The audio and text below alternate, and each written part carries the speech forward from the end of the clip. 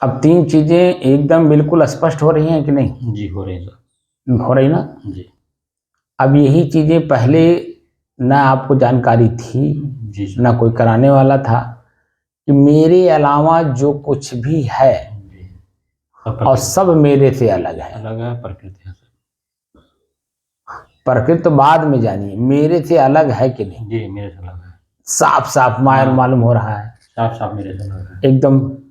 जी श्वास, नाक और मैं, जी पसीना, शरीर और मैं जी।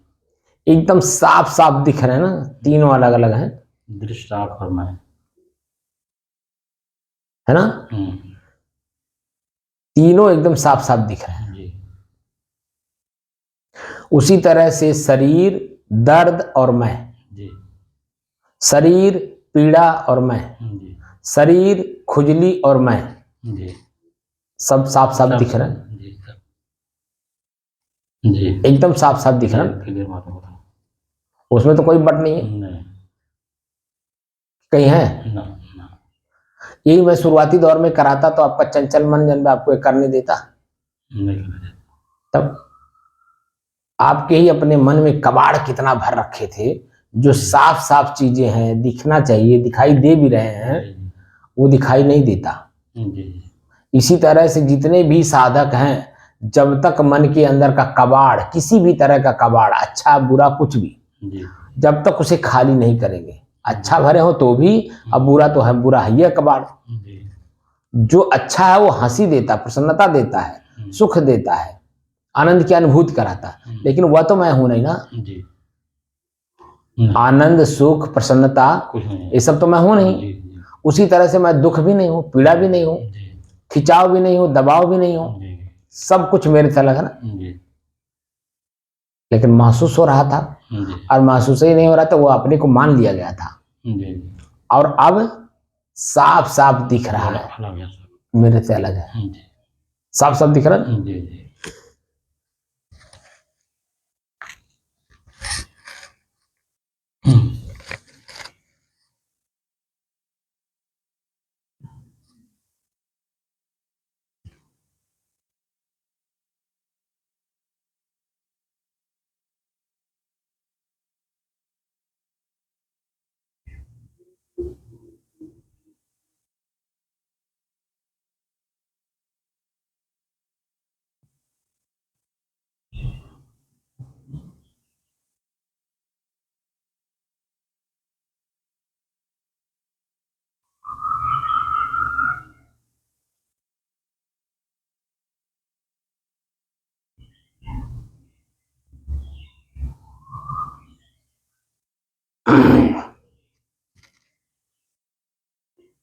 अपने ही चंचल मन को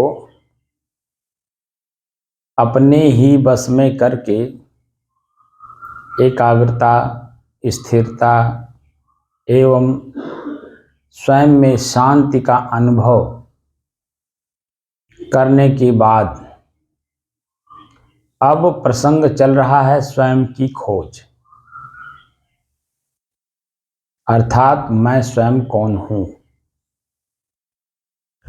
को जानने की दृष्टि से साधना करते करते आज 903 दिन हो गए। तारीख 28 अप्रैल सन 2024, दिन रविवार, प्रातः काल का समय।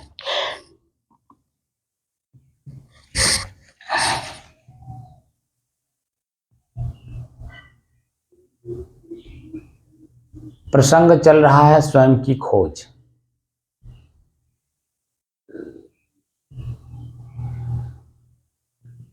तो स्वयं को कैसे जाना जाए?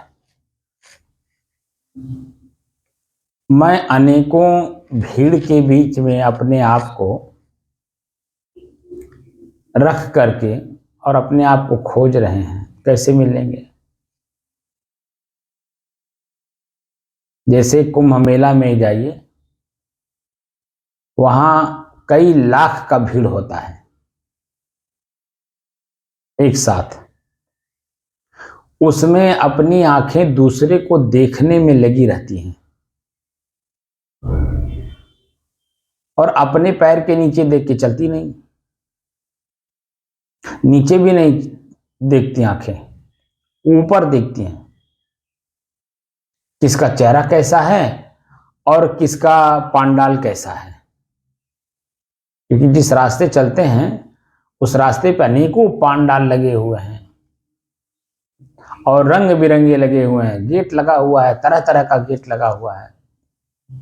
और संत महात्मा जो दिखाई देते हैं आंख से वो तरह तरह के हैं,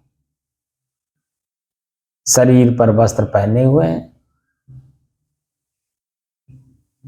किसी की जटा है, किसी के शरीर पे भभूत है, किसी के शरीर पर गेरू वस्त्र है, किसी के शरीर पर रुद्राक्ष की मालाएं हजारों की संख्या में पहने हुए हैं। और उसी मेले में भीड़ में आपने देखा होगा कि एक संत जी कांटे पर लेटे हुए हैं, देखा होगा आपने? जी जी देखो। मतलब आंख दृश्य को देखने में लगी रहती है, अपने आप को नहीं जान पाती कि मुझे नीचे भी देख के चलना है। तब तक पता चलता है कि गड्ढे में पैर पड़ गया। कभी ऐसा हुआ है नहीं आपके साथ? हो जाता है।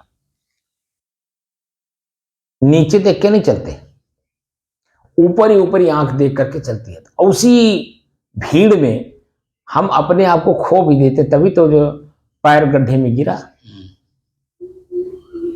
और चोट खाया मैं। अन्य लोग चोट नहीं खाए, न आंख चोट खाया। चोट कौन खाया? शरीर, पैर। शरीर का अंग है ना पैर। जी चोट खाया पैर ने, देखने में लगा आंख ने, मन मस्तिष्क बनता जा रहा है कि मैं ये दृश्य देख रहा हूं, ये दृश्य देख रहा हूं। और उसी भीड़ में अपने आप को खो, जब वो चोट खा जाता है तब उसे एहसास होता है कि यार मैंने क्या किया। ऐसे ही हम अंदर में अनेकों भीड़ जुटाए हुए हैं, अनेकों भीड़, और उसी भीड़ में हम अपने आप को संशय में हैं, ये वृत्तियां मैं हूं या इन वृत्तियों को देखने वाला, जानने वाला, प्रयोग करने वाला मैं कोई अलग हूं। तो अपने आप को तो मैं जानता नहीं, पहली बात। तो जिसके पास हम जाते हैं वह हमें जो शिक्षा देता है शब्द के रूप में, हमें उसे विश्वास मान करके चलना पड़ता है। क्योंकि मन में शंका हमारे है कि इतनी बड़ी पृथ्वी, इतने सारे लोग, इतनी सारी व्यवस्थाएं कोई एक आदमी चला रहा है। कौन चला रहा है मालूम नहीं है। तो वो जो बताने वाला है, वो जो शब्द बोलता है, परमात्मा चला रहे हैं, ईश्वर चला रहे हैं, खुदा चला रहे हैं, गॉड चला रहे हैं, ठीक है ना? जी। तो जो आम पब्लिक है ये मान लेती है कि कोई है, गॉड, ईश्वर, परमात्मा, अल्लाह, ऊपर कोई बैठा है। अब वो पूरे पृथ्वी को चला रहा है। क्योंकि मन में भी शंका है कि इतनी बड़ी पृथ्वी, इतना बड़ी व्यवस्था चलाने वाला कौन है? ये सूरज, ये चांद, ये तारे, ये वायुमंडल में इतने सारे ग्रह घूम रहे हैं, आखिर इन लोगों को कौन बैलेंस कर रहा है, कैसे कर रहा है? ये मन में प्रश्न उठता है, हमारे आपके भी उठता नहीं उठता है? जी जी। और इसी में हम जिसके पास जाते हैं वो जो शब्द बता करके, शब्द के माध्यम से हमें बता करके हमें समझाने की कोशिश करता है, हम वही मान लेते हैं। जो कि हमारे वेद, श्रुति, स्मृति, उपनिषद और शास्त्र, ठीक है ना, वह साफ साफ बात करते हैं, खुल के बात करते हैं। क्योंकि वो रिसर्च है, खोज है। इन सभी प्रश्नों का उत्तर ढूंढने का काम किया हमारे ऋषियों ने।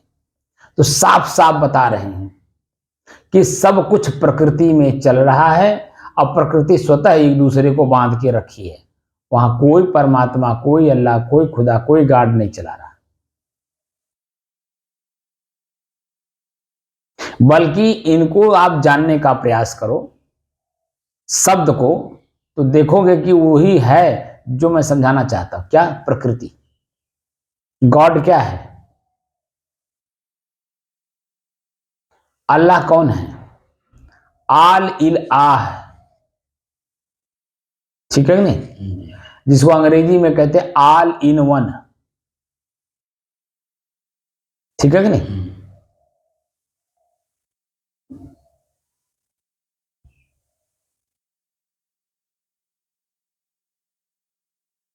भगवान भी वही है, प्रकृति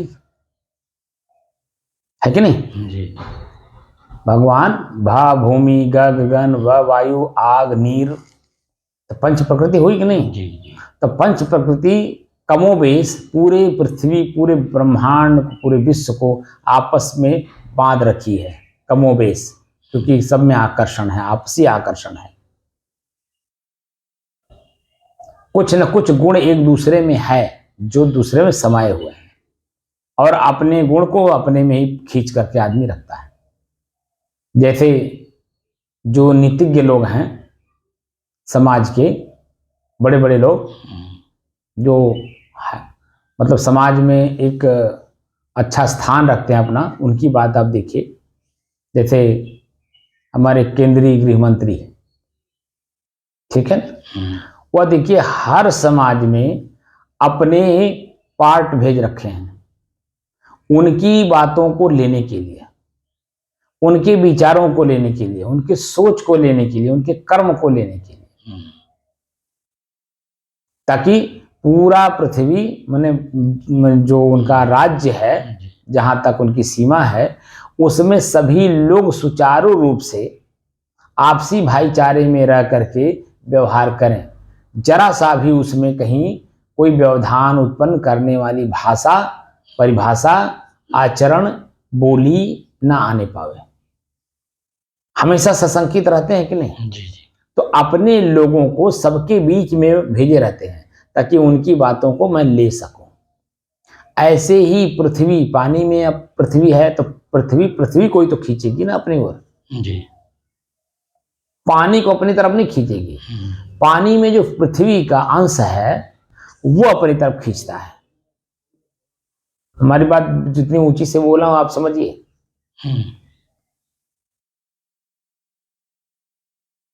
गृह मंत्री, अब उनके पास कितने पार्ट हैं? एक जिले पर पुलिस से लेकर और हाई लेवल पर ईडी तक है ना, तो वो किसके विचारों पे चलते हैं? सरकार के विचारों पे चलते हैं ना। और कहाँ रहते हैं? इन्हीं समाज के बीच में ही तो रहते हैं। और इन्हीं समाज के बीचों में जो समाज को सुचारू रूप से चलाने में सक्षम है उनको तो कुछ नहीं कहता, क्योंकि वो सरकार का समर्थन कर रहे हैं। लेकिन जो समाज में समाज को समाज की तरह चलने नहीं देना चाहते, खंडित करते हैं, व्यवधान पैदा करते हैं, ठीक है कि नहीं, उनके विचारों को जानने के लिए, समझने के लिए, उनके कर्मों को देखने के लिए इन सबको वहां भेज रखे हैं कि देखो, जानो, समझो और कलेक्शन करके हमें बताओ कि कौन व्यक्ति क्या मेरे खिलाफ बोल रहा है। मेरे खिलाफ मतलब समाज के खिलाफ, यानी हलचल पैदा कर रहा है। बात समझ रहे हैं? तो अपने आदमी ही से तो लिया ना अपनी बात को, जो उसके मस्तिष्क में है वही सेम टू सेम जो है ये पंच प्रकृतियों का है। मैं सिर्फ समझाने की दृष्टि से उदाहरण दिया हूं। हम उदाहरण देकर के समझाना चाहते हैं कि पंच प्रकृति भी पानी पृथ्वी में है तो वो आकर्षित करता अपनी ओर पानी को, पानी के माध्यम से, ठीक है कि नहीं? पानी के अंदर में पृथ्वी है तो पानी के अंदर वो जो पृथ्वी है वो अपने खींच रहा है, वो अपनी तरफ खींचता है जी। हवा अपने तरफ खींचेगा, हवा इन दोनों में मिला हुआ वो अपनी तरफ खींचता है। बात समझ रहे हैं? जी तभी तो पानी हो या पृथ्वी हो जी या अग्नि हो, अपनी तरफ देखिए वो खींच करके वो घुमाने लगता है। जी ऐसे ही हमारे जो अंतःकरण के अंदर में विचारें हैं ना, ये सब प्रकृति ही है। जी और कौन सी प्रकृति किस समय में उभरती है ये हम जान ही नहीं पाते हैं। तो हमारे ही शरीर में तरह तरह के हलचल होते हैं और हमें मालूम नहीं, तो हम उसको रोग समझते हैं। जैसे खुजली हुई तो खुजली कौन सी तत्व है? खुजली अग्नि तत्व है। और अपने हाथ में जो अंगुलियों में जो नाखून है, उन्हीं नाखूनों के माध्यम से हम वहीं खुजलाने लगते हैं। ठीक है, जी अगर आप सावधान हैं तो वहां कटने नहीं पाएगा। अगर आप सावधान नहीं है, खुजली के वशीभूत हैं, तो वही जो नाखून है वो यहाँ जहाँ पे खुजली हो रही है काट देगा। वहां काट देगा। देखिए फोड़ा हो जाएगा, फुंसी हो जाएगी। हाँ होते लोग कर देगा। क्योंकि ये जो नाखून है ना, ये नाखून अपने से नहीं चल रहा है, हम ले जा रहे हैं। हम भी नहीं ले जा रहे हैं। वो जो अग्नि इसमें है, वो अग्नि अपने खुजली को मिटाने के लिए अग्नि तत्व को वहां ले जा रहा है। हम तो स्थिर हैं भाई। अभी आप हमारी बात समझे नहीं, पूरी बात लगता है हम इतनी देर से समझा रहे हैं। नहीं तो ले जा रहे हैं साहब, तो बिना मतलब आप वही सूक्ष्म दृष्टि में ले जा रहा हूं ना मैं आपको। जी आज स्थूल से सूक्ष्म और सूक्ष्म से सूक्ष्मतर की ओर ले जा रहा हूं। जी बात को समझिए। जी तो जब मैं स्वयं स्थिर हूं, मेरे में कोई क्रिया ही नहीं है, तो ले कौन जा रहा है आप बताओ? मैं बार बार कह रहा हूं कि मैं जो चेतन तत्व है शरीर के अंदर में, मैं बोलने वाला, ये शुद्ध है, शांत है और स्थिर है। ये ना बार बार कहता हूं जी कि नहीं कहता हूं? नहीं बिल्कुल कहते हैं, बराबर कहते हैं। तो जब मैं शांत हूं, शुद्ध हूं और स्थिर हूं, ठीक है, तो क्रिया कहां हो रही है? तो मेरे में क्रिया नहीं हो रही है जी और मैं कर भी नहीं रहा हूं। ये मन मेरे में जो मिला हुआ है वो अपने में कर रहे हैं। जैसे व्यवहार में आप ले लीजिए, आपका छोटा सा परिवार है, आप घर के मालिक हो, आपके 2 बेटे 2 बहुएं, और दोनों बेटे के मान लीजिए 2 या 3, 2 3 3 बच्चे।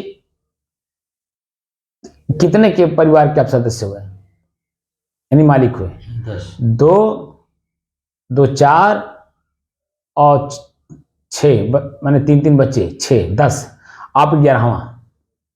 ठीक है ना? जी तो आप देखिए हर जगह पे आप स्थिर रहते हैं, लेकिन अच्छा या बुरा आपके वही परिवार के सदस्य ही तो करते हैं। जी वही करते हैं। आप तो जान भी नहीं पाते हो।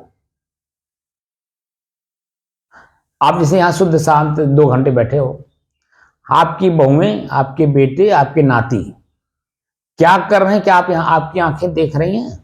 नहीं क्या आपसे पूछ के कर रहे हैं? नहीं आपको तो पता भी नहीं कि कौन लोग सोए हैं, कौन लोग जगे हैं, कौन लोग जग करके क्या काम कर रहे हैं। आपको कुछ पता, क्योंकि आपकी आंखें नहीं देख रही और आप उनकी आवाज आपके कान तक आ भी नहीं रहा है। क्या रहा? नहीं लेकिन उसका जो कार्य का परिणाम आएगा वो किसके ऊपर आएगा? आएगा तो आप ही के ऊपर ना। जी तो जिसके अंदर में जो इच्छा होगी वो व्यक्ति वो काम कर रहा होगा। किसी के अंदर में अग्नि की इच्छा होगी तो अग्नि का भाव जगेगा। अग्नि मतलब क्या? गुस्सा, क्रोध, है ना? जी इस तरह का जो मन के अंदर में घृणा, ये सब जो आता है ना, ये सब अग्नि तत्व है। माने हमको शांत नहीं रहने देता है, स्वयं को कष्ट महसूस कराता है, अब बोली बोल करके दूसरे को भी कष्ट दिलाता है, वो अग्नि तत्व है। तो क्या आप अग्नि तत्व उन लोगों को ऐसा कहने के लिए बोला आपने कि उनको तुम मारो, तुम उनको गाली दो, तुम उनको ऐसा करो? नहीं आपको पता भी नहीं है। जी तो क्यों हो रहा है? क्योंकि वो अग्नि तत्व में क्रिया अपनी कर रही है। आपस में अगर प्रेम से बात कर रहे होंगे, प्रेम से काम कर रहे होंगे, तो कौन सी चीज है? शीतलता शीतलता शीतलता किसका गुण है? जल का ना। जल का, पानी का। तो जल तत्व वहां दिखाई दे रहा है। आपसी जो प्रेम है आपको पता भी नहीं है कि वो लोग क्या क्या कर रहे हैं, क्या क्या बात कर रहे हैं, आपस में समझ भी लिए, आपस में कर भी लिए, आपको आप तक पहुंच भी नहीं पाया और आप उसके बारे में जान भी नहीं पाए। तो कौन से तत्व है? जल तत्व है, शीतलता प्रदान करता है। तो जल तत्व में क्रिया हो रही थी। कल्पना वाली बात आएगी तो वो वायु तत्व है। नहीं, कल्पना नहीं, कल्पना अगर होगी तो वो आकाश तत्व है। ठीक है ना? खाली में, हाँ, क्योंकि उसमें कोई जमीनी बात नहीं है, कल्पना करना, वो कल्पना है। तो कल्पना जो है वो आकाश तत्व है। जहां हम पैर रख करके चलते हो, माने जो बातें हमारे और आपके काम की हो, वो बातें पृथ्वी पे पैर रख के चलने वाली है। लेकिन बिना सींग पूंछ की बात करना ये आकाश तत्व का है। बिना सींग पूंछ की बात करना, जो ना आपके काम का है ना मेरे काम का है, ना आज है आज के लिए है, ना 10 दिन बाद के लिए, ना 10 दिन पहले के लिए है, कहीं है ये नहीं है। तो वो जो आकाश तत्व है वो अपना काम कर रहा है। तो यानी हमारे ही शरीर में जितनी भी क्रियाएं हो रही हैं सब प्रकृति में आपस में हो रही हैं। और आपस में ही नहीं बल्कि जो आपस में मिले हुए लोग हैं वो अपनी क्रिया अपने आप में करते हैं। मैंने उदाहरण दिया ना कि केंद्रीय गृह मंत्री अपने विचार को लेकर के अपने लोगों को समाज के बीच में डाल रखा है, अपनी तरह उनको ट्रेनिंग भी दे रखा है। तो अपने मतलब क्या, समाज और केंद्रीय गृह मंत्री का विचार एक ही होता है, यानी सभी लोग अपना अपना काम अपने अपने प्रसन्नता से करें। लेकिन जब 5 तत्व है तो पांचों तत्व जब कोई ना कोई कमोबेश रहेगा ही। तो कहीं अग्नि का प्रतीक दिखाई देगा तो लड़ाई झगड़ा गाली गलौज इस तरह की बात होगी। कहीं आकाश तत्व दिखाई देगा, वो उनको आप शब्द बोलेंगे, उनको आप शब्द बोलेंगे। मतलब समाज में जो सामाजिक लोग हैं स्थान शांत पूर्वक अपना काम करने वाले, उनमें हलचल पैदा करते हैं। तो उनके हलचल को दबाने के लिए, ताकि दब जाए और व्यवस्था हमारी शांति पूर्वक चलती रहे। लेकिन जब प्रकृति है और कमोबेश होना है तो कहीं ना कहीं कुछ ना कुछ तो दिखाई देता है। जी, होता रहेगा। हमारे ही अपने शरीर में जब हम अपने शांत स्थिर और शुद्धता का ज्ञान हो जाएगा ना, जिस दिन हमारे अपने ही शरीर में हमें पता चलेगा कि कौन सी प्रकृति कहां पर किस तरह का हमको अनुभव करा रही है। जो कि अनुभव करने वाला कौन है? मन है। मन कौन है? ये भी प्रकृति है। मन भी तो आकाश तत्व है ना। मन हमारा आकाश तत्व है। क्योंकि यहाँ पे कोई मिट्टी है, कोई पानी है? बोलिए, कुछ नहीं। मन के अंदर में कुछ नहीं है। वो खाली कल्पना करता है और कल्पना करके खाली बता देता है। तो पैर अपने आप में चलता है, तो पैर जो चलता है तो वायु तत्व है। जीभ बोलता है तो वायु तत्व है। आंख देखता है पहचानता है तो अग्नि तत्व है। इसी तरह से हम जब अपने आप को पूर्ण रूप से अपनी स्थिरता का बोध कर लेंगे तब आपका इन्हीं प्रकृति से आपका मुक्ति हो जाएगा। मोक्ष क्या है? मुक्ति। तो हम प्रकृति से अपने आप को छुड़ा लेंगे। प्रकृति ने हमको बांध रखा है, या यूं कहें कि हम प्रकृति में जाकर के बंध गए हैं इच्छा कर करके। ठीक है ना? इसीलिए वासना का जो अर्थ बताया गया, इच्छा और कल्पना, और इच्छा और कल्पना ही हमें दुख दे रहा है और कुछ नहीं। मन में जो उपजा चाहना, और उसी चाहना में हम दिन रात जले जा रहे हैं अग्नि के चपेट में, पूर्ति के लिए अग्नि के चपेट में जले जा रहे हैं। क्योंकि चलना है और चलने में मिलेगा नहीं, और मिलेगा भी तो क्षणिक होगा, मिलेगा तो बिछुड़ेगा। संयोग होगा तो वियोग होगा, है कि नहीं? जी। तो कोई भी चीज बाहर से मिलेगा तो छूटेगा कि नहीं छूटेगा? छूटेगा। तो मिलने से पहले बड़ा कष्ट झेले, मिलते समय हल्का सा क्षणिक सुख मिला और बिछुड़ा तो अनंत काल तक दुख दे रहा है, दुख दिया है। अनंत काल तक दुख देगा जी। क्योंकि वो स्मृति में रहेगा सुप्त रूप में, लेकिन जब भी याद होगा तो वो पीड़ा देगा। जी।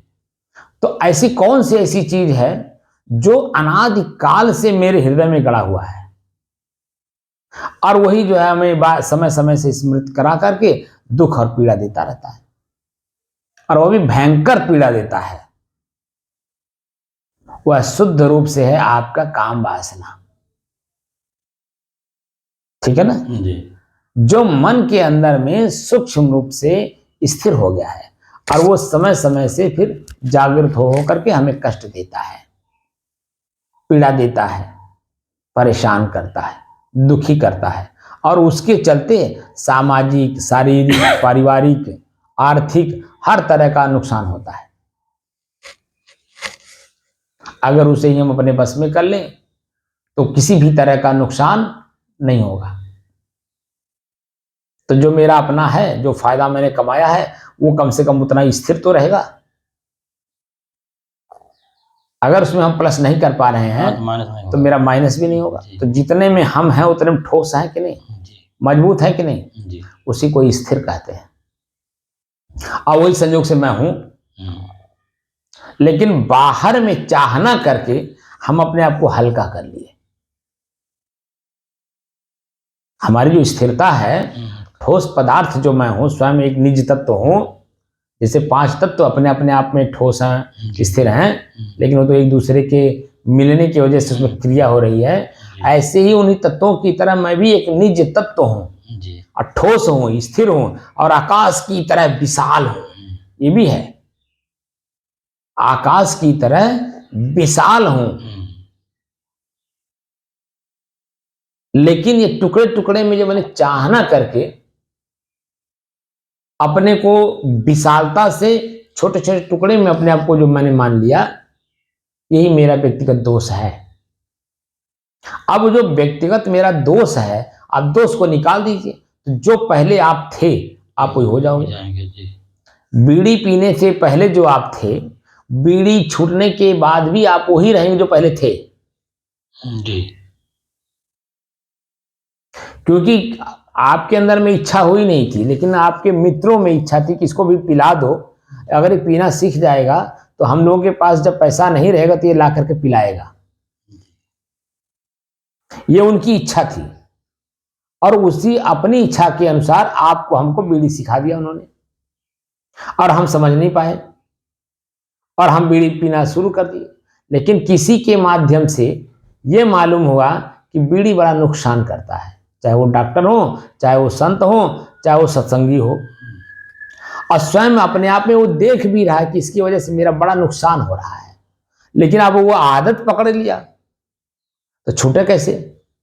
तो डॉक्टर, संत और सत्संगी और गुरु कोई न कोई उपाय बता देते हैं, इस उपाय से ये छूट जाएगा, ठीक है ना जी।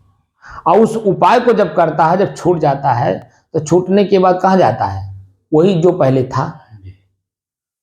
आदत जब नहीं थी तो स्वयं अपने आप में आदत का जो दुख था, पीड़ा थी, वो जो देख रहा था, ठीक है, अपने आप को मुक्त नहीं कर पा रहा था।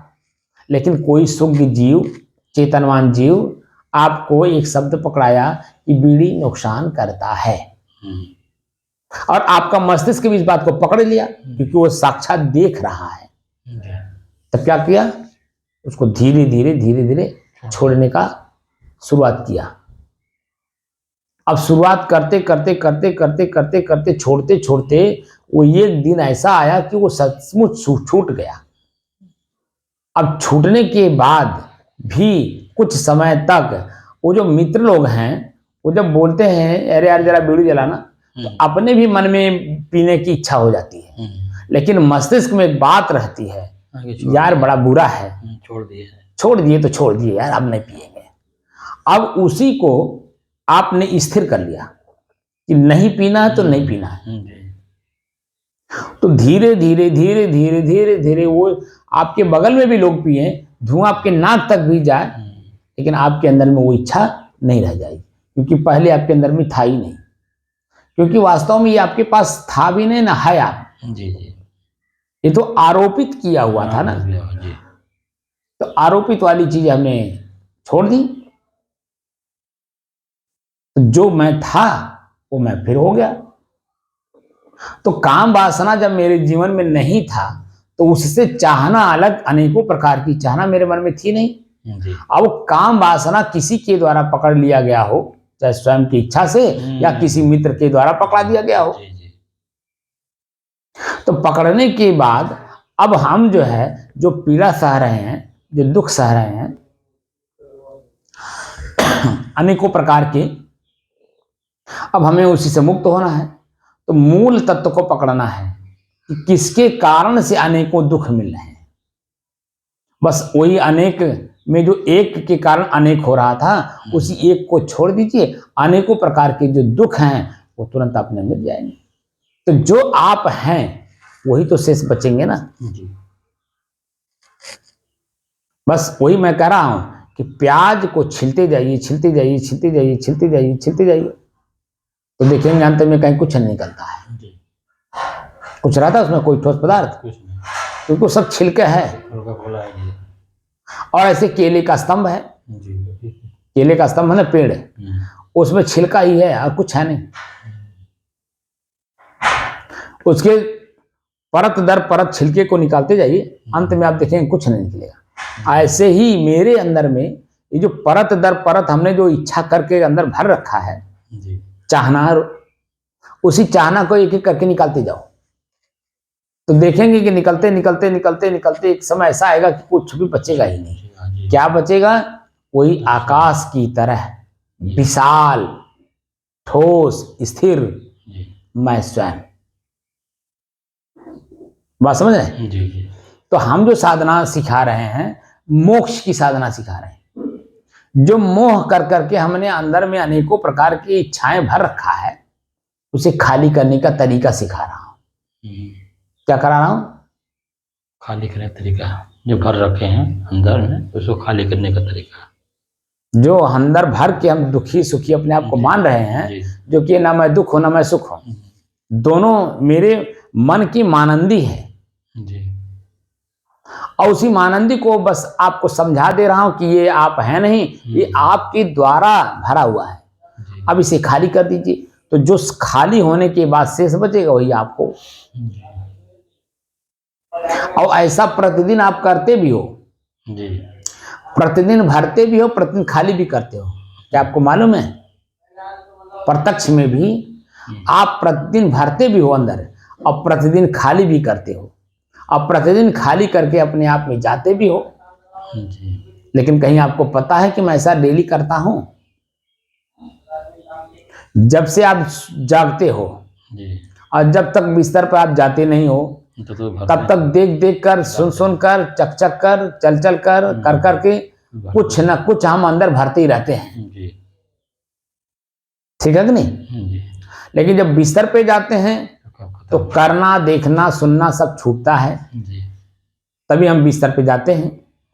अब बिस्तर पर जैसे लेटते हैं तो इन सबको उतारते भी हैं और अपने आप में शुद्ध जाते भी हैं। वो जो नींद अवस्था है, वह नींद अवस्था आपकी अपनी है, लेकिन आपको पता है कि मैं अपने आप में जा रहा हूं। बस उसी प्रक्रिया को साधना के माध्यम से जान लेना है, समझ लेना है, प्रयोग करके उस तत्व को अनुभूति भी कर लेना है। अनुभूति ही नहीं करना है, बल्कि वही हो करके जो मेरे में बाहरी चीजें आरोपित हो गई थी प्रकृति की, उसे निकाल देना है। निकाल करके वही हो जाना जो मैं हूं। निज तत्व, आत्म तत्व जो गीता में लिखा है, और आत्म तत्व उपनिषद में भी है, हमारे शास्त्र में भी आत्म तत्व का शब्द का वर्णन आया है। वही आत्म का मतलब ही होता है स्व, स्वयं, मैं और निज।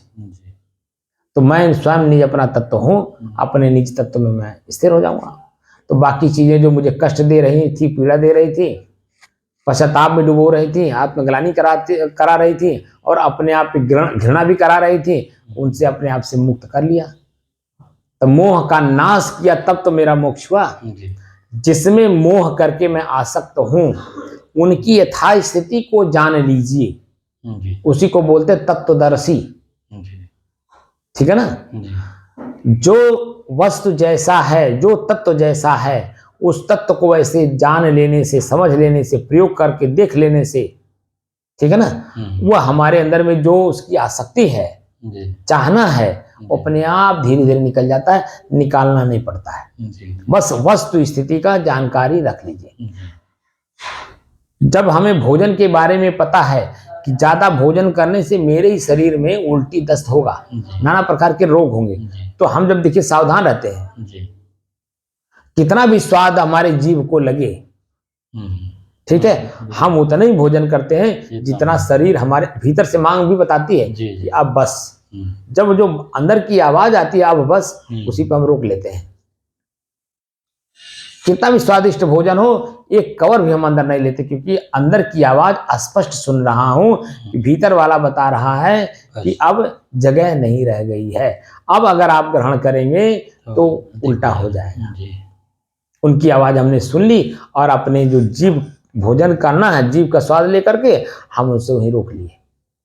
लेकिन जब हम भीतर की आवाज को दबा देते हैं और जीभ को साक्षात देख करके, जन्म उसके स्वाद में पढ़ करके और भोजन करते गए और गले तक ठूस लिए दबा दबा करके, तब पता चला कि वही 1 घंटे बाद उल्टी, दस्त और क्या क्या चीजें आपको रोग के रूप में प्राप्त हो जाएंगी। तो मैं अपने ही भीतर में जो आवाज है उसको सुनने के लिए बाहर की आंख को बंद करना पड़ेगा। अभ्यास करना होगा कि बाहर की आंख, बाहर का कान जो सुन रहा, आंख देख रहा, कान सुन रहा, जीभ जो स्वाद ले रहा है, पैर जो चल रहा है, हाथ जो कुछ कर रहा, इनको सबको, इनकी क्रियाओं को बंद करिए और भीतर की आवाज को सुनने का कष्ट करिए, तो भीतर की आवाज एकदम क्लियर हो जाएगी और वही क्लियरिटी आपको अपने तक ले जाने में सहयोग प्रदान कर देगी। तो मैं जो हूं वह शुद्ध हूं, शांत हूं और स्थिर हूं, मेरे में कुछ भी नहीं है। तो अभी हमने अपने आप तक जाने की पूरी व्यवस्था नहीं बता रहा हूं, अभी जो मेरे में आरोपित है उसको अलग करने की तरीका सिखा रहा हूं। जैसे श्वास मैं ले रहा हूं, तो श्वास कौन है? प्रकृति तो है। हमारे शरीर में प्रकृति की जरूरत है हवा की, क्योंकि वही जीवन है, हवा ही जीवन है। जल जीवन नहीं है, भोजन जीवन नहीं है, हम इसके बिना कुछ दिन तक रह सकते हैं, लेकिन श्वास के बिना 1 मिनट भी नहीं रह सकते हैं। 1 मिनट भी ज्यादा होता है, हम 1 सेकंड भी नहीं रह पाएंगे। तो श्वास क्या है? प्रकृति है। प्रकृति में कौन है? वायु तत्व है। तो श्वास जीवन है। हमारे शरीर, मैं और प्रकृति के बीच में जो संबंध बना के रखा है वो श्वास ही है। इसीलिए हमारे ऋषि देखिए कितनी ऊंची सोच रखे थे, और उतनी ऊंची सोच आज के हम संतों में नहीं आ पा रही है। हमें उस लेवल पे जाने के लिए उनके जैसा बनना पड़ता है, तब जाकर के उनकी जो सोच है, चिंतन है, उनकी जो भाषा परिभाषा है, वो समझ में आने लगता है। तो हम इसीलिए आप देख रहे होंगे कि ज्यादा भीड़ भी नहीं जुटा रहा हूं और ज्यादा किसी के ऊपर मैं दबाव भी नहीं डाल रहा हूं।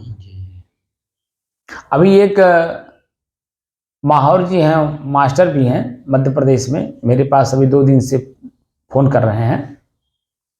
वो जानना चाहते हैं, वो विपश्यना कर चुके हैं, 2-3 विपश्यना कर चुके हैं और इसी मई जून में कानपुर आकर के साधना भी करेंगे। वो विपश्यना सेंटर पे वो जानना चाहते हैं। तो मैंने कहा कि विपश्यना जो आप कर रहे हो तो महात्मा बुद्ध का एक लक्ष्य है, उस लक्ष्य पे वो काम कर रहे हैं। आपका कोई लक्ष्य है? जैसे उनका क्या है, निर्वाण, कैवल्य और निर्वाण, ये 2 पॉइंट है उनके। कैवल्य का मतलब होता अपने स्वयं के अकेलेपन का एहसास करना।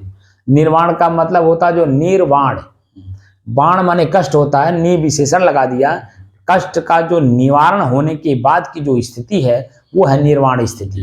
यानी मन में जो कष्ट महसूस होता है और मन में जो गुदगुदी होती है, दोनों होता है ना, लेकिन दोनों के परे की जो स्थिति है उसे निर्वाण स्थिति कहते हैं। तो बात तो वही आई ना कि जो हमारी नींद की अवस्था है वो वही हुई, तो उसी अवस्था को हमें जागृत अवस्था में प्राप्त करना है। तो मैंने कहा कि कोई लक्ष्य आपका है, कोई एक शब्द बताइए। अध्यात्म में कोई एक शब्द चलता है जिसका लक्ष्य बना करके हमें चलना होता है। तो उनको मैंने उदाहरण दिया, जैसे आप मध्य प्रदेश में हैं, आपके पास अनेकों ऑप्शन है, चंडीगढ़ है, लुधियाना है, अमृतसर है, दिल्ली है, ठीक है, शिमला है, अनेकों शहर हैं, लेकिन आपके मन में आपने बनाया हमें चंडीगढ़ ही जाना है, ना शिमला जाना है, ना अंबाला जाना है, खैर अंबाला होकर के जाना है, लेकिन हमें उतरना नहीं है ट्रेन से। ट्रेन हमारी जाएगी अंबाला होगी, लेकिन हमें उतरना नहीं है। और उतर करके हमें अंबाला उतर करके लुधियाना भी नहीं जाना है, अंबाला उतर करके हमें अमृतसर भी नहीं जाना है, हमें सीधे ट्रेन पकड़नी है जो चंडीगढ़ जाती हो। और अगर हमें मान लीजिए डायरेक्ट अगर ना मिले तो हम चेंज करके भी जाएंगे, तो लगातार हम चलेंगे चंडीगढ़ के लिए, न कि हम दाएं बाएं भी हम हो करके जाएंगे, क्योंकि हमारा लक्ष्य है कि हम जल्दी से जल्दी पहुंच करके अपना काम कर लें, उसके बाद कहीं भी घूम लें। जो समय शेष बचेगा उस समय में हम कहीं भी घूम सकते हैं, देख सकते हैं, लेकिन काम के समय में हमारा मन अपने आप में खुद नहीं कहता कि आप जरा घूम फिर लो। ट्रेन से उतरने का भी मन नहीं करता, जो कि पानी की भी जरूरत है। फिर भी जब हम चलते रहते हैं, चलते रहते हैं, चलते रहते हैं, जब हमारा मंजिल हमको मिल जाता है तब जाकर के हम अपने आप में संतुष्ट होते हैं, तृप्त होते हैं। और जब तृप्त हो जाते हैं तो जो बाकी समय बचा है उसका सदुपयोग कर लेते हैं। बात समझ रहे कि नहीं? जी। चलो इसको बंद करिए।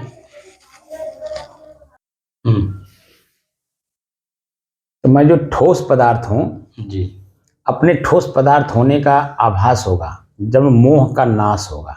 जी, जो आसक्ति हमारे मन के अंदर में है, उन आसक्तियों का जब हम निराकरण करने लगेंगे तो धीरे धीरे धीरे धीरे मोह टूटने लगता है। तो जीभ का जो स्वाद ले रखे हैं या मुंह के अंदर में किसी भी तरह का आदत जो बना रखे हैं वो धीरे धीरे धीरे धीरे छूटने लगता है, और मैं अपने आप को हल्का होता जाता हूं। जो आदत के कारण हम दबाव महसूस कर रहे थे, पीड़ा महसूस कर रहे थे, दर्द महसूस कर रहे थे, कष्ट महसूस कर रहे थे, एक प्रकार से कहें तो रोग भी महसूस कर रहे थे कि मैं स्वयं रोगी हो गया। लेकिन जैसे जैसे छूटने लगता है, जैसे बीड़ी है, सुरती है, पुकार है, दारू है, या और अंदर जाके देखें तो जो स्वाद में हम किसी भी तरह का स्वाद जो ले रखें, चाहे अच्छे भोजन का हो चाहे हिंसात्मक भाव का जो भोजन है, जो स्वाद हम ले रखे हैं वो स्वाद भी धीरे धीरे छूटेगा, क्योंकि वो स्वाद भी मैं नहीं हूं। स्वाद हमारा जीव का है। जीव कौन सा तत्व है? जीव जल तत्व है। अच्छा, हाँ, जल में रहता है, ठीक है ना। नाक हमारा पृथ्वी तत्व है, गंध देता है, गंध भी पीड़ा देता है, ठीक है कि नहीं। जीव है, जीव भी में पीड़ा दे रहा है जी। तो हम इनसे अपने आप को जो आसक्ति बना रखे हैं ना, स्वाद ले लेकर के, उनको हम धीरे धीरे कंट्रोल करेंगे। अभी देखिए वर्तमान समय में चाय सभी लोग जान गए, बेचने वाले भी, पीने वाले भी, खरीदने वाले भी, नुकसानदेह, ठीक है ना, उसको पैदा करने वाले भी, कि चाय से बहुत बड़ा नुकसान हो रहा है, कि हमारा ये शरीर उसकी चाय की वजह से अनेकों प्रकार का रोग ग्रहण कर रहा है। जैसे जब चाय पीते हैं तो भूख मार देता है, तो भूख मार देगा तो भोजन नहीं करेंगे, भोजन नहीं करेंगे तो हमारे शरीर को रस नहीं मिलेगा, रस नहीं मिलेगा तो खून कहाँ से बनेगा, खून नहीं मिलेगा तो हमारे शरीर को ऊर्जा कहाँ से मिलेगी, ताकतवर कहाँ होगा। और हमारे अपने शरीर में अनेकों प्रकार के रोग हैं, उनसे लड़ने की क्षमता हमारे में कहाँ आएगी। तो इसलिए देख रहे हैं, फिर भी जीव के स्वाद बस जो है अब आदमी उसे छोड़ नहीं पा रहा, क्योंकि वो आदत में आ गई। अब वही आदत जब धीरे धीरे हम छोड़ने लगते हैं और छूट जाता है, जैसे मैं अपने स्वयं को बता रहा हूँ कि एक समय था कि 30-30, 35-35 कप चाय पीता था। आज लगभग 7-8 साल से ज़्यादा हो गया होगा चाय जो मैंने छोड़ दी। चाय छोड़ती वर्तमान समय जो हमारी स्थिति है, चाय पीने के पहले जो हमारी स्थिति थी ना, वो आज हमारे पास है। जो मैं कभी चाय नहीं पीता था, लोगों का देख देख करके मन में इच्छा होती थी चाय कैसी होती, चाय कैसी होती है। लेकिन जब पी करके अनुभव कर लिया तो उसी को छोड़ने में भी, अब कोई भी हमें प्रिय से प्रिय व्यक्ति भी चाय अगर पिलाना चाहता है तो मैं हाथ जोड़ लेता हूँ, भैया मैं पीता नहीं। उसके जगह पर हमें भेली खिला दीजिए, पानी पिला दीजिए, मैं पी लूंगा, लेकिन मैं चाय नहीं पीता, साफ साफ कहता हूँ। लेकिन जब नहीं पिया था तो हमारे अंदर में खुद ही इच्छा होती थी, अगर ये हमसे कहते तो मैं भी पी लेता। ये भावना होती है। जो चीजें आप ना खाए रहिए ना, अगर कोई खा रहा हो तो अंदर में इच्छा होती है। लेकिन जब खा लीजिए और वही जब बार बार खाते रहिए तो कड़वा सा लगने लगता है, तो छोड़ने मन करता है। लेकिन वो आदत में आ जाने के कारण छूटता नहीं जल्दी। लेकिन आप जब कमर कस लेते हैं छोड़ने के लिए तो आप छोड़ भी देते हैं। आप कितना भी कोई पिलाने की भी कोशिश करे तो आप नहीं पीते हैं। तो हमको क्या करना है? मोह का नाश करना है। मोह माने आसक्ति। किसी भी तरह की जो हमने अपने भीतर में आसक्ति बना रखी है बाहर का, उन्हीं बाहर की चीजों का आसक्ति को त्याग कर दीजिए। तो जो शेष बच रहा है त्यागने के बाद, वो मेरी अपनी स्थिति है। और वो मेरी स्थिति पहले भी थी, इस चीज को आदत बनाने से पहले। जी। अब आदत बना करके हमने कष्ट ले लिया, दुख ले लिया, पीड़ा ले लिया। अब उसी को जब हमने पीड़ा महसूस कर लिया, पूर्ण रूप से त्याग कर दिया, तो जब त्याग किया तो हमने क्या पाया? वो जो मेरा पहले वाला पा गए, वो था मेरे पास था, लेकिन हमने बाहर से कुछ ले करके नुकसान कर लिया। अब नुकसान वाली चीज को निकाल दिया तो बाहर का जो मेरा पहले था वो मेरा अपने आप में शेष रह गया। तो कुछ प्राप्त नहीं करना है, जो प्राप्त है उसी को मजबूत कर लेना।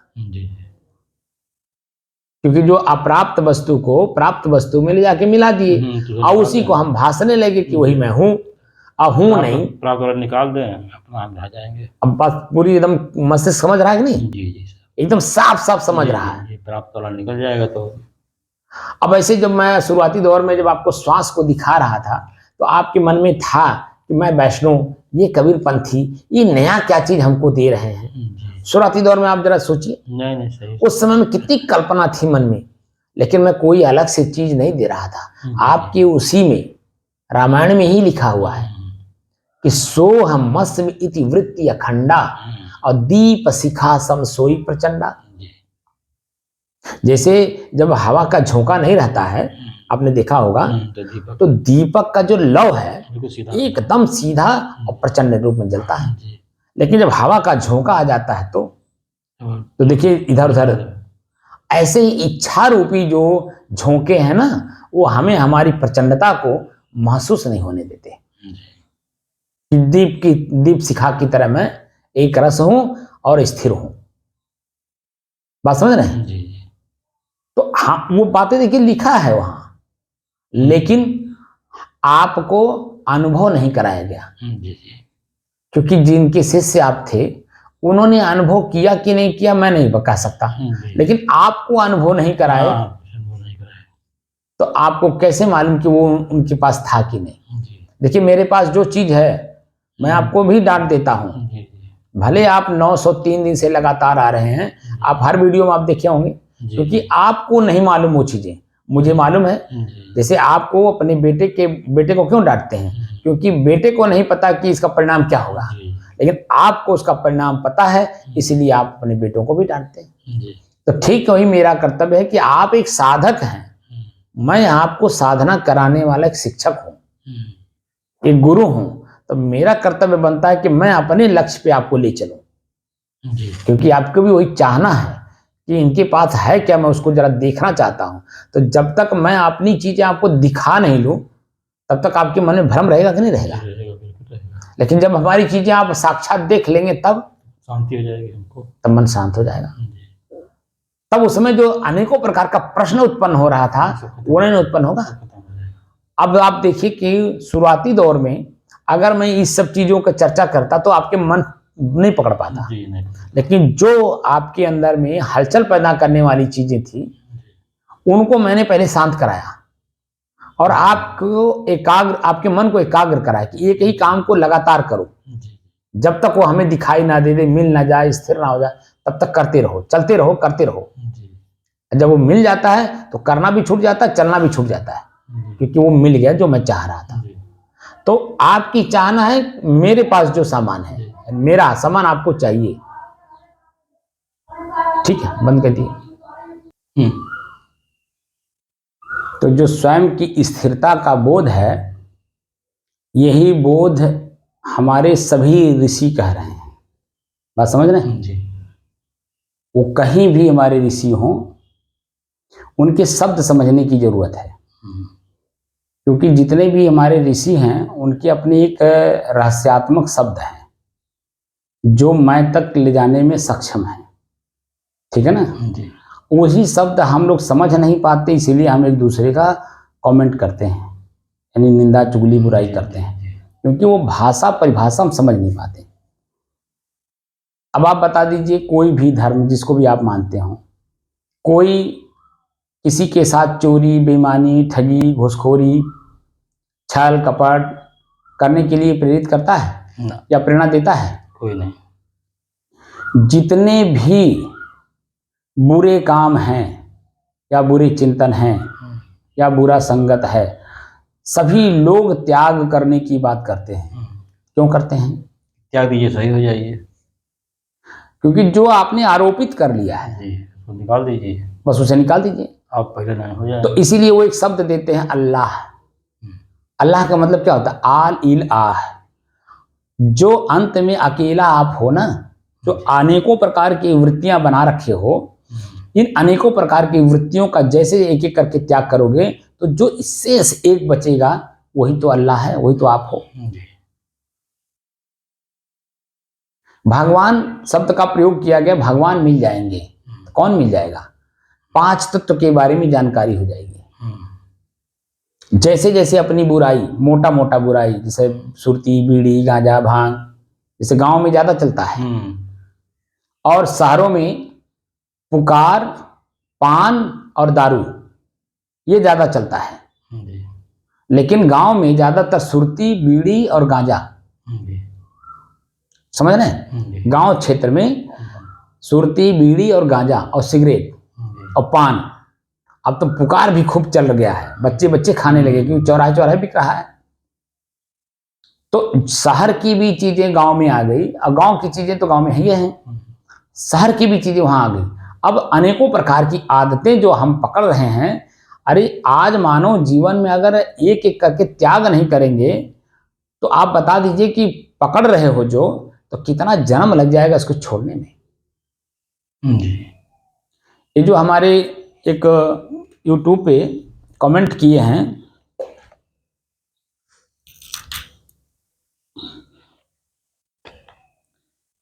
कोई है, इनका चैनल है हमारा भोजन करके, कोई इनका चैनल है, नाम उस पे नहीं लिखा है। उन्होंने लिखा है कि क्या हम अपनी समय खुद को खोजने में लगा दें? इनका प्रश्न हमारे ऊपर कमेंट है, हमारे उस जो वीडियो हमने अपलोड किया है YouTube पे, ये मैं कौन हूँ का परिचय प्राप्त करने के लिए। तो इस पे उन्होंने कमेंट किया, क्या हम अपनी समय यानी अपना समय खुद को खोजने में लगा दें तो आगे क्या 900 से 9000 दिन निकल जाएंगे? मतलब ये कमेंट है उनका। हाँ, कि नहीं मिल पाएंगे। अरे 9000 दिन नहीं, 9000 लाख करोड़ जन्म भी ले लोगे तो भी आपको अपने तक ही जाना है। और जो अंदर भर रहे हो इसको निकालने में ही आपको समय व्यतीत करना होगा। समझ रहे हैं नहीं? अरे सौभाग्य है कि मानव जीवन मिला है, समझ बड़ी है, कुछ गुरुओं का सानिध्य है, तो आपका जो भीतर भर रखे हो ना उसको खाली करो एक एक करके, लेकिन जानकर, समझकर और देख करके खाली करो, ताकि दोबारा पकड़ ना आए, पकड़े ना। दोबारा अगर पकड़ लिए तो फिर निकालने से क्या फायदा? फिर वही आ जाएगा। तो उतने ही दिन फिर लगेगा जितना दिन आप निकालने में लगाए, फिर पकड़ने में लगाए, फिर निकालने में लगाए, फिर पकड़ने में लगाए। ऐसे हमारा चल भी रहा है, ऐसे अनेकों जन्मों से। और लिख रहे हैं अंत में यही परिणाम निकलेगा, अहम ब्रह्मास्मि, अहम ब्रह्म असि, त त्व, त अलग है, त्व अलग है, ब्रह्म असि अर्थात मैं भी ब्रह्म हूं, तुम भी ब्रह्म हो। ये उनका कमेंट है। क्या खोजा आपने अभी तक? तो अंत में लिखें कि कौन हो आप। ठीक है ना। फिर लिख रहे हैं कि 900 दिन हो गया, जो मैं अपना रोज बोलता हूं कि आज इतना दिन हो गया, उस पर इन्होंने कमेंट किया है कि 900 दिन हो गया, क्या आपको अभी तक पता नहीं चला कि आप कौन हो? अरे मेरी बोली से, मेरी भाषा से ही समझ लेना चाहिए कि मैं क्या हूं, मैं पहुंचा हूं नहीं पहुंचा हूं, मैं क्या कर रहा हूं, मेरी बोली में ही स्पष्ट मालूम हो जाता है। क्यों जी, वो तो मैं साधकों को उस लेवल पे लाने के लिए धीरे धीरे मैं ले चल रहा हूं, समझा करके, दौड़ा करके, चला करके नहीं, बल्कि रुक रुक करके, स्थिर कर करके के मैं लेके चल रहा हूं, ताकि दोबारा वो चीजें हमारे जीवन में न आवे। बात समझ रहे हैं? अब दूसरे लोग जो है कमेंट किए हैं, एक कोई हमारी कबीरपंथी ही हैं, उनके पतिदेव हमारे वंशगादी से जुड़ी हुई हैं, वो लोग जुड़े हुए हैं, तो महंत भी हैं उनके पतिदेव। तो उन्होंने लिखा है कि बिल्कुल सत्य है साहिब जी, साहिब बंदगी। अब कोई तीसरे हैं, उन्होंने वो लिखे मालडे ओडेड्रा, मालडे ओडेड्रा। उन्होंने हमारा सुना 890 वाले वीडियो को, 899 वाले जो वीडियो है उसको उन्होंने सुना है। उन्होंने लिखा है हाथ जोड़कर समर्थन किया है, मैंने जो ऐसे करके नहीं है प्रणाम, उनको भी अच्छा लगा, उनको भी अच्छा लगा होगा और समझ आई होगी, तो उन्होंने समर्थन किया है। एक हैं प्रवीण बोरकर, ये हमारे भारत के ही होंगे, तो उन्होंने लिखा है कि कबीर साहिब का सच्चा ज्ञान केवल संत रामपाल जी दे रहे हैं, केवल सच्चा ज्ञान केवल संत रामपाल जी दे रहे हैं, रामपाल जी महाराज जी दे रहे हैं, बाकी सभी भक्तों को यह समझ लेना चाहिए। अब क्या समझ लेना चाहिए, ये तो आप लोग भी समझ गए होंगे कि वो क्या कहना चाहते हैं, कि उन्हीं के पास है और कहीं किसी के पास नहीं। और मेरा कहना है कि सबके पास है जी, लेकिन यह कि अपने आप को अपने पास रख करके भूल गया है। बस खाली जानना है कि मेरे पास है जी। क्रोध किसके पास नहीं है, लोभ किसके पास नहीं है, मोह किसके पास नहीं है, आसक्ति किसके पास नहीं है, निंदा किसके पास नहीं, चुगली किसके पास नहीं, ईर्ष्या किसके पास नहीं है। सबके पास दया भी है, क्षमा भी है, संतोष भी है, धैर्य भी है, विचार भी है, विवेक भी है। कौन चीज किसके पास नहीं है? सब कुछ है, सब कुछ है, जैसा मतलब ज्ञान जिसको हो है कि नहीं जी। अब एक लक्ष्मण पटेल जी हैं, जो प्रेम का एक प्रतीक है, पान का पत्ते का, वो बना करके उन्होंने समर्थन किया। एक चिंटू गेमर हैं, उन्होंने 3 बार हाथ जोड़ करके समर्थन किया।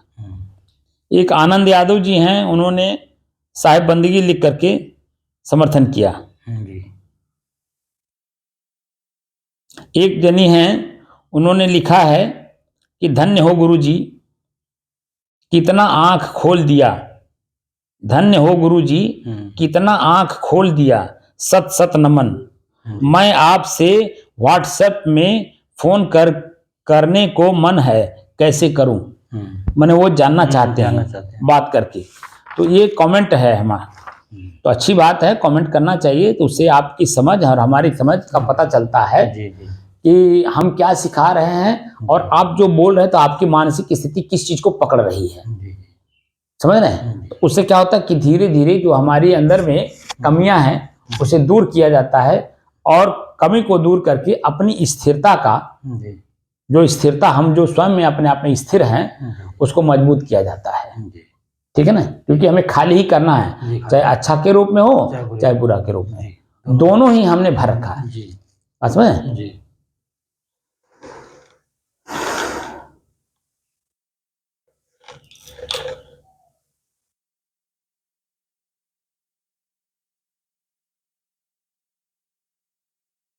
तो 3 चीजों को हमने अभी तक देखने की बात कही।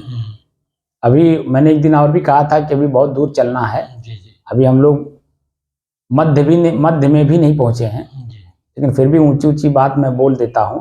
जी लेकिन अनुभव के आधार पे जैसे शुरुआत और मंजिल, जी ठीक है, अगर 100% है तो अभी हम लोग 25% भी नहीं पहुंचे हैं, जी 75% अभी चलना है, जी जी ठीक है ना। जी तो 25% में जो हम लोग अभी अनुभव कर रहे हैं वो ये है 3 चीजें, श्वास जो हम हवा अंदर ले रहे हैं, और नाक और मैं, जी ये 3 चीजों का अनुभव अलग अलग करना है, एकदम स्पष्ट कर लेना। स्पष्ट। जैसे आप मैं अलग अलग हैं जी और ये वीडियो बनाने वाला मशीन अलग है, जी ऐसे ही मेरा नाक, सांस श्वास और मैं। श्वास नाक और मैं, जी ये तीनों अलग अलग है, एकदम स्पष्ट मालूम होना चाहिए।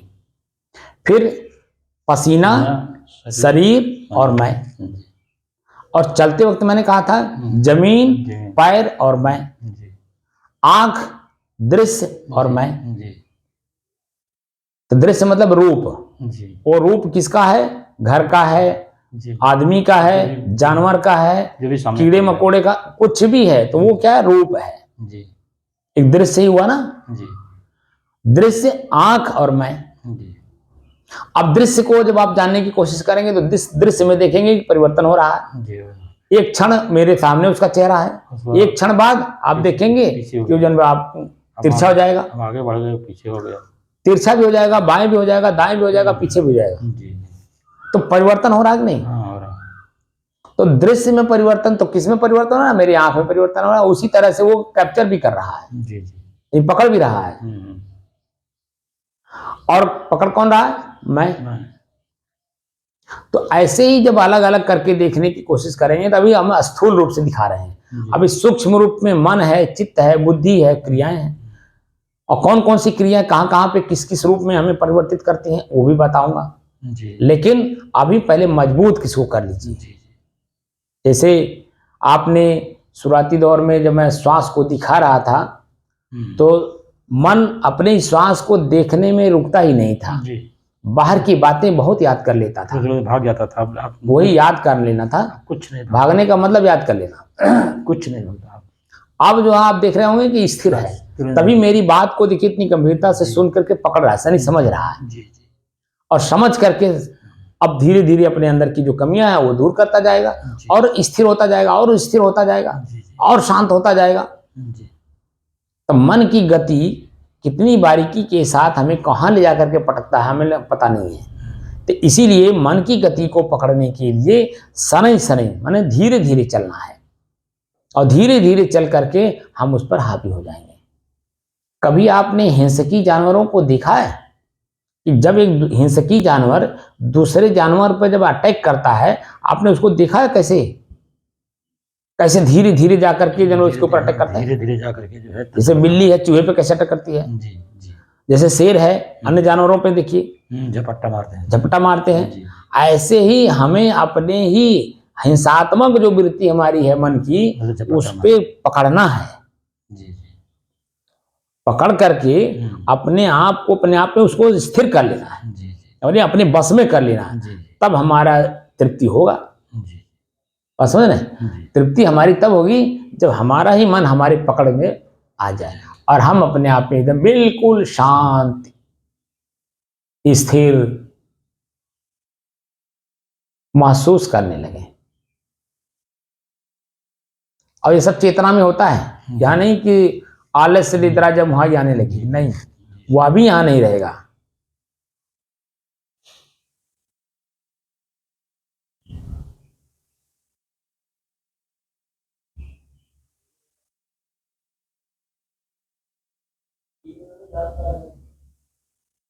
अब देखिए, जब तक मैं बोल रहा था, यानी जब तक समझाना था तब तक मैं बोल रहा था, अब बीच में मैं छोड़ करके अब शांत हो रहा हूं, तो हमारी वाणी अपने आप में शांत हो रही है, आवाज एक नहीं निकलेगी। और जब आवाज नहीं निकलेगा तो हमारा मन सुनेगा नहीं, मन सुनेगा नहीं तो उसमें विश्लेषण करेगा नहीं, तो शांत होगा कि नहीं। मेरी वाणी शांत हो रही है तो सब कुछ शांत हो रहा है।